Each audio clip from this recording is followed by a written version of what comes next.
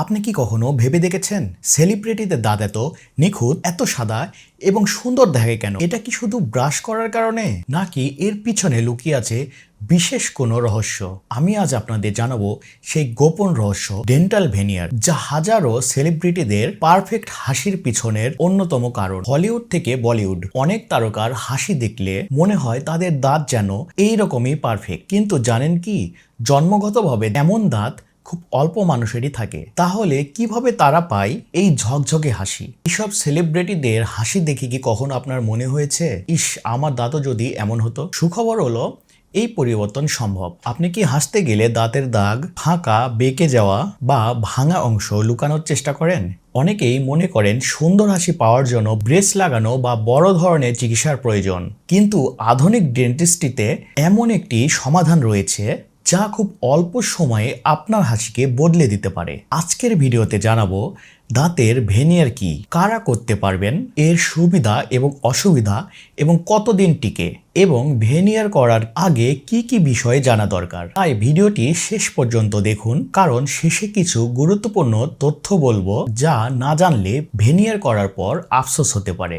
তো আসুন প্রথমেই জেনে নেওয়া যাক ভেনিয়ার আসলে কি। ভেনিয়ার হলো দাঁতের সামনের অংশে লাগানো পাতলা একটি আবরণ বা শেল। এটি সাধারণত জিরকোনিয়া, পোর্সিলিন ও কম্পোজিট দিয়ে তৈরি করা হয়। সহজ ভাষায় বলতে গেলে দাঁতের সামনের অংশে একটি সুন্দর কভার লাগিয়ে দাঁতের রং ও আকৃতি এবং সৌন্দর্যের পরিবর্তন করা হয়। ডেন্টাল ক্রাউন বা ক্যাপে যেমন পুরোটা অংশ জুড়ে একটি কভার লাগানো হয়, কিন্তু এই ডেন্টাল ভেনিয়ারে শুধুমাত্র দাঁতের এক পাশে কভার বা শেল লাগানো হয়, যা বাইরের দিকে বেশিরভাগ ক্ষেত্রে প্রয়োজন পড়ে। এই ডেন্টাল ভেনিয়ার অনেকটা মোবাইলে নতুন কভার লাগানোর মতো, তবে এটি চিকিৎসা বিজ্ঞানের নিয়ম মেনে দাঁতের জন্য তৈরি করা হয়। কোন কোন সমস্যায় ভেনিয়ার করবেন? অনেকেই মনে করেন ভেনিয়ার শুধু দাঁত সাদা করার জন্যই করা হয়। আসলে এর ব্যবহার আরো অনেকটা বেশি। যেমন ধরুন, দাঁতে স্থায়ী দাগ বা কালচে রং থাকলে, দাঁতের মাঝে ফাঁকা থাকলে বা ফাঁকা দাঁতের সমস্যা, সামনের কোনো দাঁত ভেঙে গেলে, দাঁতের আকৃতি ছোট বা অসমান থাকলে, সামান্য বেঁকে থাকা দাঁত ঠিক করতে, অনেক সময় পুরনো ফিলিং এর কারণে দাঁতের গঠন নষ্ট হয়ে গেলে, হলুদ বা বিবর্ণ দাঁতকে সুন্দর সাদা রং দিতে।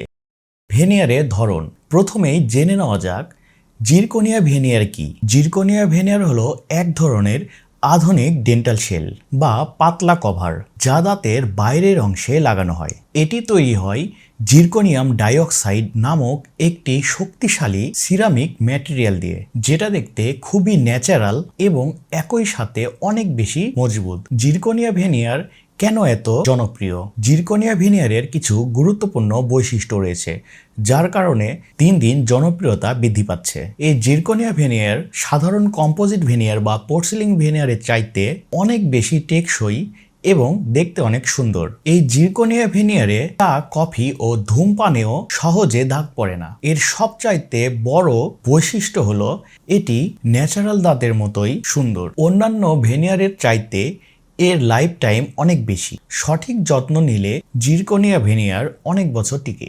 এই জিরকোনিয়া ভেনিয়ার 10 থেকে 15 বছর বা তার চাইতেও বেশি দিন টিকে যেতে পারে। পোর্সিলিন ভেনিয়ারে যেমন ভিতরে মেটাল থাকে, এই জিরকোনিয়া ভেনিয়ারের কোনো মেটালই থাকে না। এই মেটাল ফ্রি হওয়ার কারণে জিরকোনিয়া ভেনিয়ার করলে সম্পূর্ণ ন্যাচারাল লুক থাকে। আসুন জানা যাক কম্পোজিট ভেনিয়ার কি। এটি কম্পোজিট ফিলিং ম্যাটেরিয়াল দিয়ে তৈরি করা হয়। আসুন জানা যাক সুবিধাটা কি।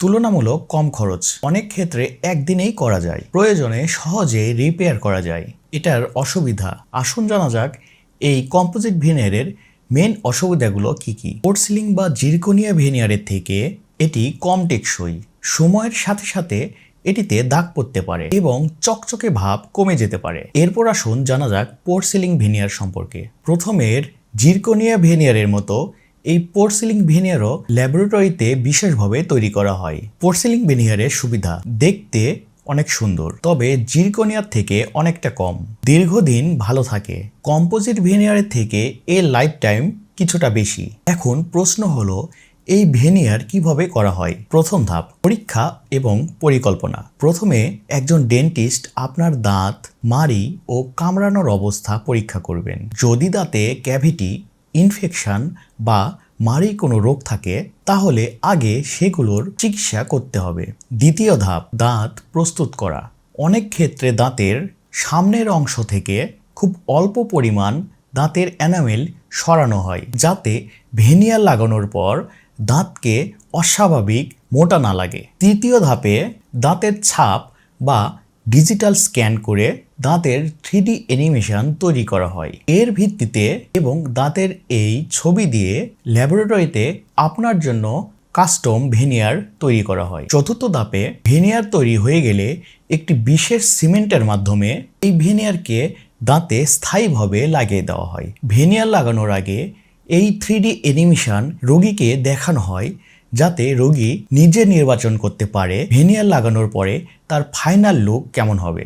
এখন আসুন জানা যাক ভেনিয়ারের কিছু অসুবিধা। যে কোনো চিকিৎসার মতো ভেনিয়ারেরও কিছু সীমাবদ্ধতা রয়েছে। এটি সবার জন্য উপযুক্ত নয়। দাঁত অতিরিক্ত ক্ষয়প্রাপ্ত হলে আগে অন্য চিকিৎসার প্রয়োজন হতে পারে। দাঁত ঘষার অভ্যাস থাকলে এই ভেনিয়ার ক্ষতিগ্রস্ত হতে পারে। একবার কিছু এনামেল সরানো হলে সাধারণত আগের অবস্থায় ফিরে আনা সম্ভব হয় না। অনেক রোগী এই ধরনের প্রশ্ন করে যে ডেন্টাল ভেনিয়ার করব না ক্রাউন করব। ভেনিয়ার শুধু দাঁতের সামনের দিকে ঢেকে রাখে, কিন্তু ক্রাউন পুরো দাঁতকেই ঢেকে রাখে। যদি দাঁতের গঠন ভালো থাকে এবং শুধু সৌন্দর্যটাই বাড়ানোর প্রয়োজন পড়ে তাহলে ভেনিয়ার ভালো বিকল্প হতে পারে। আর দাঁত অনেক বেশি ভেঙে গেলে বা দুর্বল হলে ক্রাউন বা ক্যাপ প্রয়োজন হয়। আপনার যদি ভেনিয়ার সম্পর্কে আরও কোনো প্রশ্ন থাকে তাহলে কমেন্ট সেকশানে লিখতে পারেন।